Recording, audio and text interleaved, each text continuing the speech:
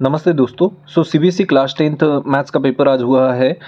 तो मैंने एक क्वेश्चन पेपर लिया है, उसके जो एमसीक्यू क्वेश्चंस है उस सभी एमसीक्यू क्वेश्चंस को हम यहाँ सॉल्व करने वाले हैं और उनका क्या करेक्ट आंसर है वो देखने वाले हैं। तो यहाँ जो मैंने क्वेश्चन पेपर लिया है, यानी यहाँ जो मैंने एमसीक्यूज लिए वो क्वेश्चन पेपर कोड 15 430 435 इस क्वेश्चन पेपर कोड से है, यानी सेट है उसका सेकंड सेट। ओके, जिनका भी ये सेट है या फिर रिलेटेड जो फर्स्ट सेट या थर्ड सेट भी होगा इस सीरीज का, तो वो देख सकते हैं कि ये जो क्वेश्चन होंगे वो लगभग सेम होंगे। तो हम यहाँ वो सभी एमसीक्यू क्वेश्चन डिस्कस करने वाले हैं और मैं आपको यहाँ स्टेप बाय स्टेप बताऊंगा कि हर एक क्वेश्चन को हमें कैसे सॉल्व करना है। बेसिकली जब मैं इस क्वेश्चन पेपर को ऑब्जर्व किया तो जो एमसीक्यू पार्ट है वो तो बहुत ही काफ़ी ईजी है। बाकी क्वेश्चंस मुझे अब तक नहीं मिले हैं या फिर मैंने उसको अभी अब तक रेफर नहीं किया है। अब हम इन एमसीक्यू क्वेश्चंस को सॉल्व करते हैं। देखो, सबसे पहले हमें फर्स्ट एमसीक्यू क्वेश्चन दिया है। वो एमसीक्यू क्या है? और ट्री का 7 सेंटीमीटर शैडो, एक ट्री है जो 7 सेंटीमीटर शैडो ग्राउंड के ऊपर क्या करता है, कास्ट करता है। एक ट्री होगा, उसकी शैडो है 7 metre, okay sorry 7 metre not a centimetre. अब और आगे क्या दिया है? The angle of elevation of the sun is 45 degree. जो सन की तरफ हम अगर देखते हैं तो एंगल ऑफ एलिवेशन सन का है 45 डिग्री। ऑब्वियसली इसका मतलब इधर अगर ट्री है तो इसके बिहाइंड इधर पीछे में सन होगा और सन का शैडो इधर आएगा। तो ये जो शैडो है हमें दिया है वो A B is a shadow and B C is the height. Now क्या निकालना है? Height of a tree. जब हमें पता है यहाँ एंगल 45 होता है तो ऑब्वियसली ये वाली जो हाइट होगी, ये हाइट भी क्या होती है? वो बेस के इक्वल होती है। क्यों? क्योंकि हमें पता है, यहाँ मैं फार्मूला अप्लाई करूंगा tan 45 equal to height upon 7, that is 7 is a base A B, okay length of a shadow. Now tan 45 होता है 1, तो H upon 7, so H equal to 7 metre. तो मेरा आंसर क्या होगा? 7 मीटर। सही ऑप्शन हमारा हो जाएगा ऑप्शन सी। अब हम नेक्स्ट क्वेश्चन देखते हैं, क्वेश्चन नंबर 2। तो मैं आशा करता हूँ कि आपको ये क्वेश्चन क्लियरली दिख रहा होगा। नहीं दिख रहा होगा तो थोड़ा समझ लो, बिकॉज मेरे पास जो इमेज आया है वो भी उतना क्लियर नहीं है। The length of an arc of a circle with radius 12 centimetre is 10 pi centimetre. Length of arc हम कैसे लिखते हैं? यल कितना है? 10 पाई सेंटीमीटर इतना लिखा है। रेडियस भी हमें दिया है, radius of a circle is 12 centimetre. अब हमें निकालना क्या है? The central angle subtended. क्या निकालना है हमें? Central angle subtended by this arc. यानी एक ऐसा सर्कल है, सर्कल में एक आर्क है और सेंटर के ऊपर जो एक एंगल बन रहा है उसे हम लिखेंगे थीटा। और ये जो इतनी लेंथ है ये है हमारी यल और ये हमारा हो जाएगा रेडियस। ना अब हमें क्या दिया है? लेंथ दिया है, लेंथ ऑफ आर्क, तो उसका ही हम यूज़ करेंगे। तो लेंथ ऑफ आर्क का फार्मूला होता है theta upon 360 multiplied by 2 pi R. हम यहाँ पुट करेंगे वैल्यूज़ और हमें थीटा मिलेगा। तो यल देखो, यल हमारा है 10 pi equal to theta upon 360 multiplied by 2 pi और रेडियस हमें दिया है 12 सेंटीमीटर। अब देखो पाई पाई कट हो गया, ये 2 इसको डिवाइड करेगा तो ये हो जाएगा 180। क्या हो जाएगा? 180। अब क्या बचता है इधर देखो, थीटा इक्वल टू ये 180 इस 10 से 180 मल्टीप्लाई होगा तो 1800 डिवाइडेड बाई ये 12, सो 12। तो इसका आंसर कितना आता है? 150। तो इसका आंसर कितना आता है? 150। हम लिखेंगे थीटा का वैल्यू कितना होगा? 150, that will be your answer. हमारा आंसर क्या होना चाहिए? ऑप्शन नंबर डी हमारा सही आंसर होगा। Next question. अब देखो ये दोनों क्वेश्चन भी काफ़ी इजी है। क्या दिया है? HCF मल्टीप्लाइड बाय LCM हमें निकालना है किन दो नंबर के लिए, 40 और 30 के लिए। तो हमें रिलेशन पता होता है। ये क्वेश्चन हमारा फर्स्ट चैप्टर का है। HCF multiplied by LCM equal to product of the two number A into B. अब हमें A इंटू बी दिया है कितना? 40 मल्टीप्लाइड बाय 30, तो हम लिखेंगे 1200। यही तो हमारा आंसर होगा, और क्या चाहिए? It is 1200। Option number C will be your correct answer for this question. Now the another question, ये जो नेक्स्ट क्वेश्चन है ये सिमिलरिटी के ऊपर है हमारा। हमें दिया है दो ट्रायंगल सिमिलर है। क्या है? दो ट्रायंगल सिमिलर। अगर दो ट्रायंगल सिमिलर होते तो उनके करस्पॉन्डिंग एंगल क्या हो जाएंगे? इक्वल हो जाएंगे। तो angle A equal to angle D मैं लिख लेता हूँ। यहाँ angle B equal to angle E होगा और angle C equal to angle F हो जाएगा।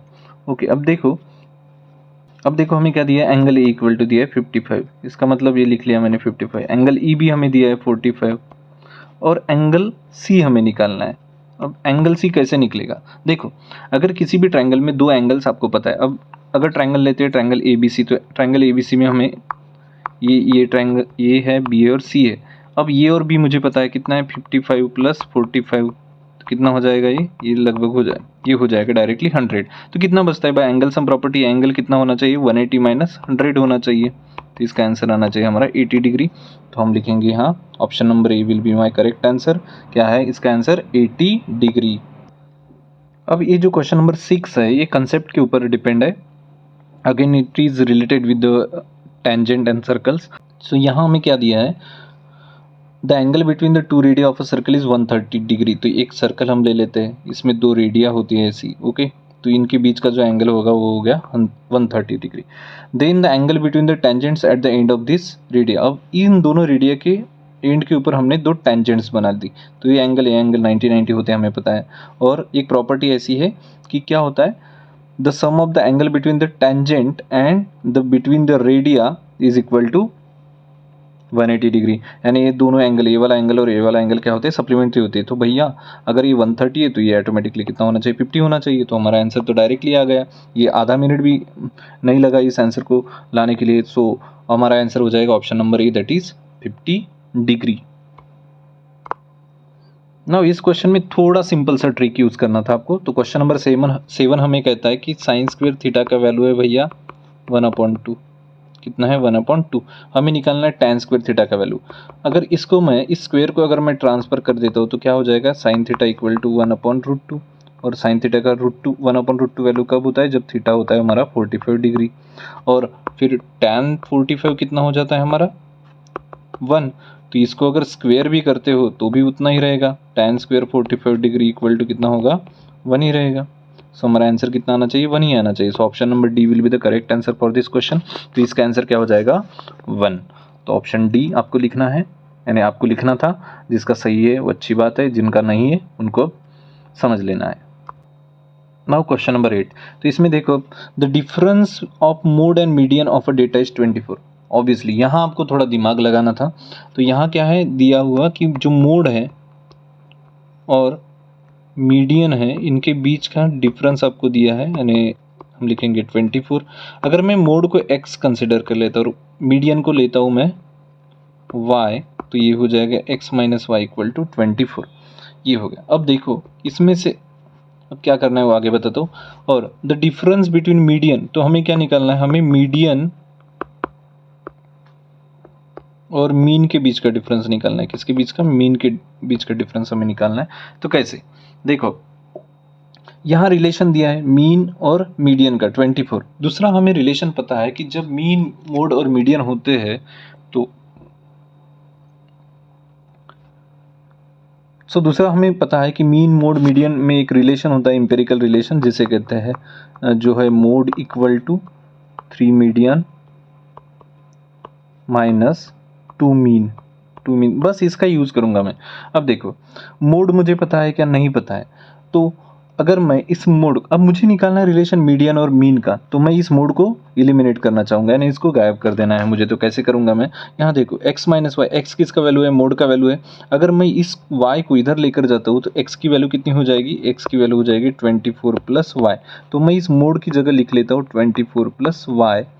और ये 3 मीडियन मैंने लिया है कितना y, मीडियन है y। और ये 2 मीन ऐसे ही रहेगा क्योंकि हमने मीन के लिए कुछ सपोज नहीं किया है।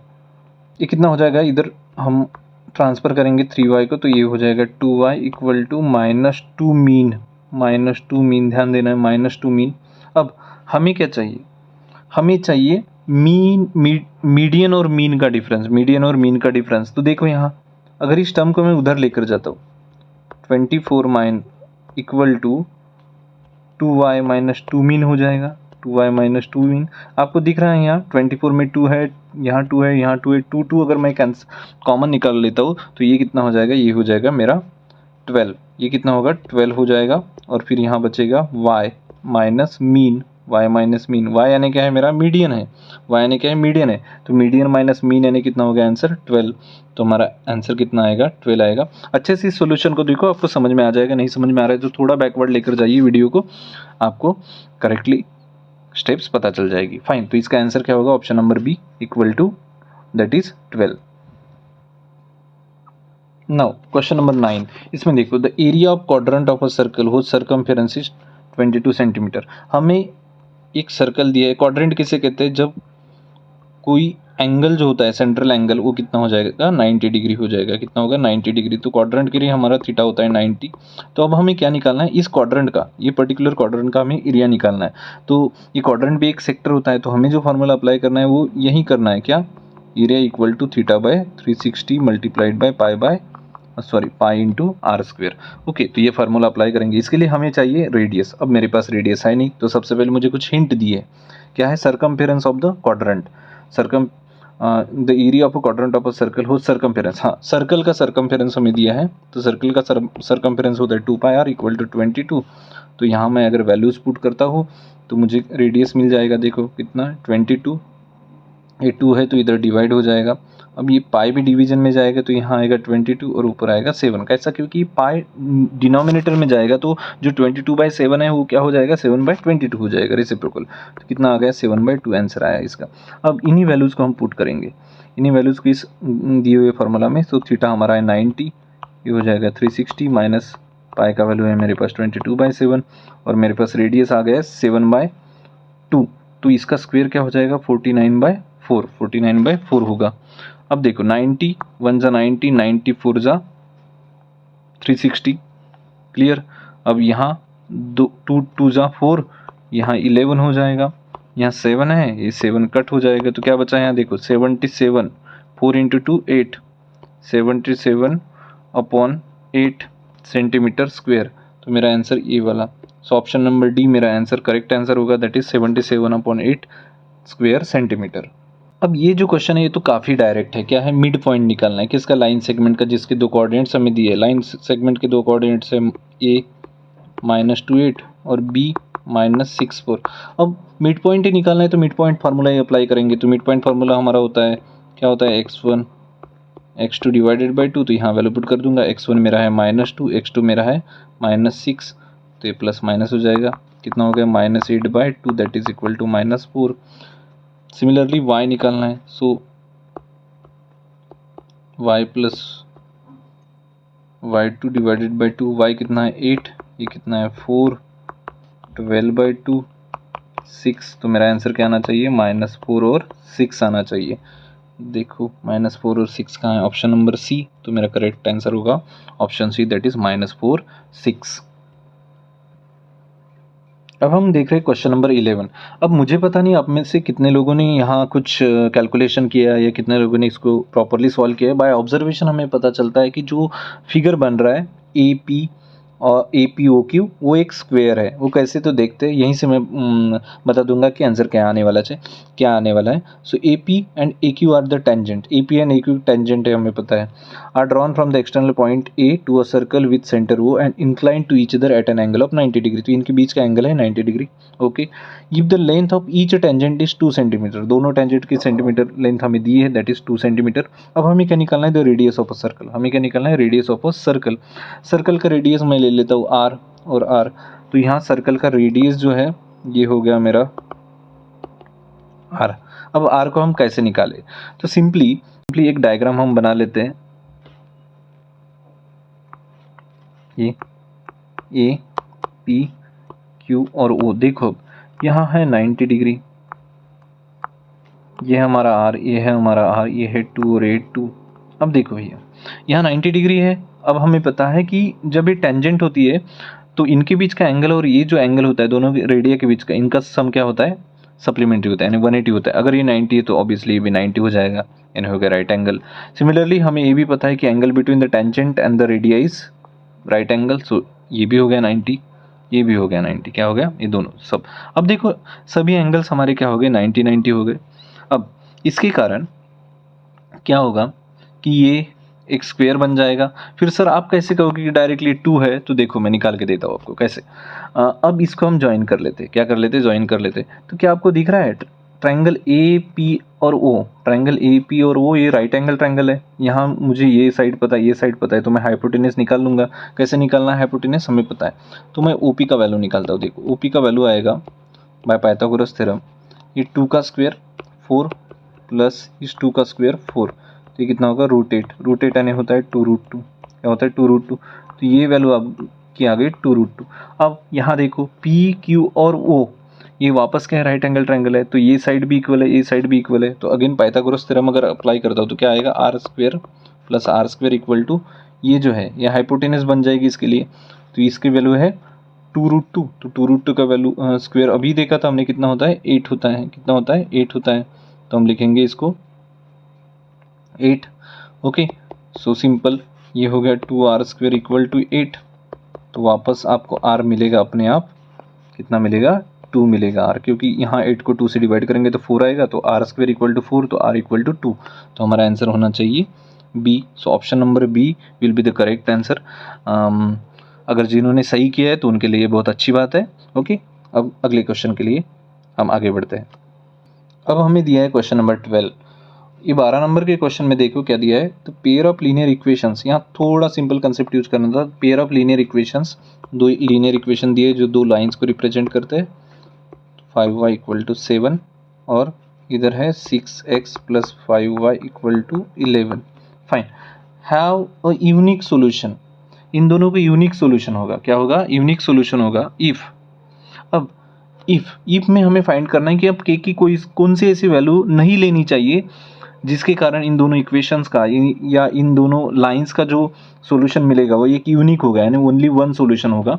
तो इसके लिए हमें सबसे पहले चेक करना पड़ेगा कि यूनिक सॉल्यूशन के लिए क्या कंडीशन होती है। तो बेसिकली जब यूनिक सॉल्यूशन होता है तो a1 a2 is not equal to b1 b2 ऐसे होता है, b1 अपॉन b2 ऐसा होता है। तो हम यहाँ लिख के देखते हो, देखो a1 क्या है मेरा है 2k है, तो मैं लिख लेता हूँ 2k।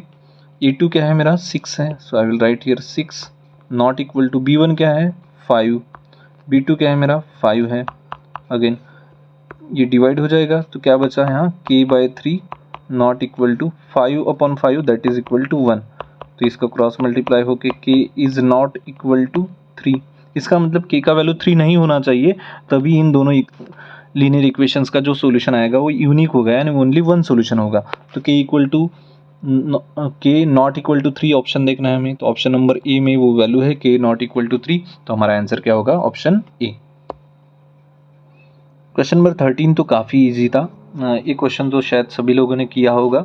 यहाँ हमें दिया है कि x is a whole number. अब होल नंबर यानी क्या होता है, x यानी ऐसे सभी पॉजिटिव नंबर जो जीरो से लेकर आगे वाले यानी पॉजिटिव जो है, तो ये सभी होल नंबर। अब 8 के ऊपर x है, 8 टू द पावर x है, सो x 8x and with even digit. अब x की ऐसी कौन सी वैल्यू है जिसके कारण ये जो पूरा नंबर है इसका जो भी वैल्यू आएगा उस वैल्यू में इवन डिजिट से एंड होगा। इवन डिजिट यानी 2 4 एंड 6 या 8 व्हाटएवर। ओके, तो इससे एंड होगा, या फिर हम कहेंगे कि यस ये जो 4 डिजिट्स है इवन है तो इनसे एंड होगा। अब देख except for value of x, except for which value of x। अब हमें ऑप्शन में देखना है सिंपली। अगर मैं डायरेक्टली ऑप्शन देखता हूँ तो मुझे पता चल जाता है कि 6 एक इवन पावर है तो शायद वो आ सकता है उसका, 4 भी इवन पावर है, 2 भी इवन पावर है, तो ये जो नंबर है 8 टू द पावर x ये इवन नंबर से एंड हो सकता है। मगर जीरो देखिए, अगर मैं x का वैल्यू 0 लेता हूँ तो 8 टू द पावर 0 यानी हर बार मेरा आता है आंसर 1 है, क्योंकि हमें पता है 8 to the power 0 is equal to 1 होता है। तो किसी भी नंबर के ऊपर अगर आप 0 एज अ पावर लेते हो या इंडाइसेस उसका इंडेक्स अगर 0 है तो उसका आंसर ऑलवेज क्या आएगा, 1 आएगा। और अगर वैल्यू 1 आता है इसका मतलब क्या होगा, उसका जो एंड यानी जो डिजिट है वो लास्ट वाला जो डिजिट होगा यानी जो यूनिट प्लेस का डिजिट होगा वो क्या होगा, इवन नहीं आएगा, क्योंकि वो ऑलवेज कैसे होगा, 1 ही होगा उसके ऊपर का। तो x की वैल्यू में अगर x की वैल्यू अगर 0 लेते हैं तो हमारा आंसर तब इवन डिजिट से एंड नहीं होगा। सो हमारा option number D that is 0 ये सही आंसर होने वाला है। अब क्वेश्चन नंबर 14 जो है वो थोड़ा दिखने में कॉम्प्लेक्स लगता है, मगर उसमें भी कुछ ऐसा खास ट्रिक नहीं है या फिर वो भी कुछ ज़्यादा हार्ड क्वेश्चन नहीं है। तो देखो क्या है, 5 अपॉन कॉट स्क्वेयर लिखा है, 5 upon cot square theta minus 5 upon cos square theta equal to. Now यहाँ देखो अगर हम 5 को कॉमन निकाल लेते हैं तो क्या बचता है, 1 upon cot square theta. 1 upon cot square theta को हम लिख सकते हैं tan square theta minus 1 upon cos square theta को हम लिख सकते हैं सेक स्क्वेयर थीटा। अब देखो भैया हमें एक आइडेंटिटी पता है, क्या पता है, tan square theta plus 1 equal to sec square theta. अगर हमें ऐसा रिलेशन चाहिए तो मैं क्या करूँगा, सेक को इधर लेकर आऊँगा लेफ्ट हैंड साइड में, तो ये हो जाएगा माइनस सेक स्क्वेयर थीटा, और 1 को राइट साइड में लेकर जाऊंगा तो ये होगा -1। तो इस पूरे एक्सप्रेशन का वैल्यू क्या हो रहा है, -1 हो रहा है। सो मेरा आंसर आ गया -5। सो हमारा आधे मिनट में आंसर मिल गया, शायद 20 सेकंड में हमारा आंसर आ गया है। क्वेश्चन नंबर 15 भी एक श्योर शॉट डायरेक्ट क्वेश्चन है। यहाँ हमें निकालना है डिस्क्रिमिनेंट। अब सभी को पता होता है भैया, what is the value of discriminant, d equal to b² minus 4ac। बस पुट करो, b विथ क्या है यहाँ -4 है, तो -4 का स्क्वायर ले लेते हैं। -4 a कितना है, 1 है, क्योंकि x² का कोएफिशिएंट ही नहीं है तो 1 ही होगा। और फिर c कितना है हमारा, 3 है। यहाँ -4 का स्क्वायर हो जाएगा 16, ये हो जाएगा 12, आंसर आ जाएगा 4। तो मेरा आंसर क्या होगा, option number C that is 4 will be the correct answer. तो ये हमारा सही आंसर हो जाएगा, option C that is equal to 4। बहुत बार प्रोबेबिलिटी के क्वेश्चंस एमसीक्यूज में बहुत पूछे जाते हैं, उनको एक अच्छी डिमांड होती है, मगर इस साल यानी इस सेट में तो प्रोबेबिलिटी के कुछ क्वेश्चन दिखे नहीं है, सिर्फ एक ही क्वेश्चन है। तो अब हम इसको सॉल्व करेंगे। देखते, 4 red ball and 2 yellow ball. एक बैग में 2 येलो बॉल्स है और 4 क्या है, रेड बॉल यानी लाल कलर के बॉल्स है। एक बॉल हमने उठा लिया, रैंडमली वहाँ से निकालते उस बैग में से, उसके ऊपर देखते, उसके तरफ देखते नहीं है, बस हाथ डालते और एक बॉल उठा लेते। सो ऐसे रैंडम पिकिंग में क्या होगा, कोई भी एक बॉल जो हमारे हाथ को लगने वाला है वो बॉल येलो होगा, इसकी हमें प्रोबेबिलिटी निकालनी है। क्या निकालनी है, इसकी प्रोबेबिलिटी। तो येलो बॉल की प्रोबेबिलिटी निकालनी है, तो मैं लिखूंगा PY। अब नंबर ऑफ येलो बॉल कितने हैं, 2। टोटल नंबर ऑफ बॉल कितने हैं, 6 है। तो इन 6 बॉलों में से 2 येलो बॉल निकालने की, 2 येलो बॉल यानी एक येलो बॉल निकालना है, मगर चांस कैसा है, 2 में से कोई भी एक आएगा, तो हम लिखेंगे 2/6, तो ये हो जाएगा 1/3। तो आंसर मेरा होना चाहिए ऑप्शन सी दैट इज 1/3। ये सही आंसर होगा इस क्वेश्चन का। आगे बढ़ते हैं।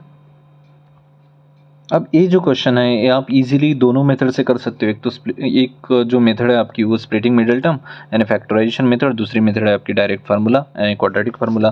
तो अब ये इक्वेशन बहुत छोटा दिख रहा है, तो मैं आपको इसका डायरेक्टली स्प्लिटिंग मिडिल टर्म से इजीली आंसर बता देता हूँ, यानी हमें वो फार्मूला अप्लाई करने की भी जरूरत नहीं पड़ेगी। जो फार्मूला हमारा होता है x equal to -b plus minus √b² minus 4ac/2a। तो एक सिंपल सा क्वाड्रेटिक इक्वेशन हमें दिया, इसके हमें रूट्स निकालना है। देखो अब भैया यहाँ 1 है और यहाँ c कितना है, 2 है। अब आपको पता नहीं होगा, मगर इसका एक सिंपल सा मेथड होता है, coefficient of x² is 1, c मेरा है 2, तो इसका प्रोडक्ट आता है 2। अब मुझे ऐसे दो नंबर आइडेंटिफाई करना है जिनका ±3 आए और प्रोडक्ट कितना है, 2 आए। प्रोडक्ट कितना है, 2 आए।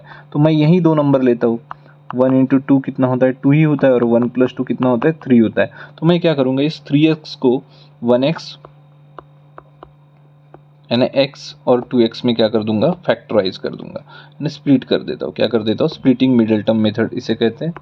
ये हो गया। तो देखो यहाँ से क्या कॉमन आएगा, x, सो क्या बचेगा x + 1 प्लस यहाँ से कॉमन आएगा 2, सो क्या बचेगा x + 1, यहाँ भी बचेगा।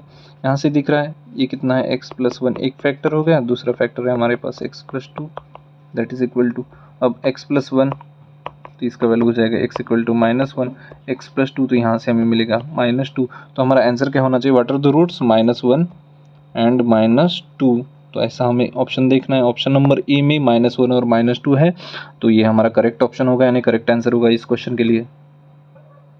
यहाँ एक नंबर दिया है जिसको हमें प्राइम फैक्टर्स में फैक्टराइज करना है। तो एक नंबर हमारे पास है 882, जिसको हमें फैक्टराइज करना है। तो सबसे पहले ये एक इवन नंबर है, तो इवन नंबर को फैक्टराइज करते समय 2 से स्टार्ट करते हैं। तो 2 से अगर इसको डिवाइड कर देता हूँ तो ये आएगा 2441। नाउ ये 441 ऑड नंबर हो गया, तो ये 2 से तो डिवाइड नहीं होगा, तो हम चेक करेंगे कि 3 से होता है या नहीं होता है। तो 3 से अगर मैं 441 को डिवाइड करता हूँ तो 3 × 1 = 1, 14 रिमेनिंग, 3 × 4 = 12, 2 रिमेनिंग, 2 and 1 21, 21 है। तो 21 को अगर 3 से डिवाइड करते हो तो 7 आंसर आता है। अब देखो 3 और चेक करता हूँ मैं, 3 से इसको डिवाइड होता है या नहीं होता है। तो 3 × 4 = क्या होता है, 12 हो जाता है, तो 2 बचता है, 3 × 9 = 27। इसका मतलब 3 भी इसका एक फैक्टर है। तो अब देखो, अब 49 तो 3 से डिवाइड नहीं होगा, तो यहाँ मैं लिख देता हूँ 3 कितने बार है, 2 बार। अब 49 को हम लिख सकते हैं 7 × 7। तो हमारा फैक्टराइजेशन क्या आ गया, 2 × 3² × 7²। तो ऐसा प्राइम फैक्टराइजेशन होने वाला जो ऑप्शन होगा वो हमारा क्या होगा, सही आंसर होगा। तो ये यहाँ दिख रहा है ऑप्शन नंबर सी है जो है वो हमारा सही आंसर होगा।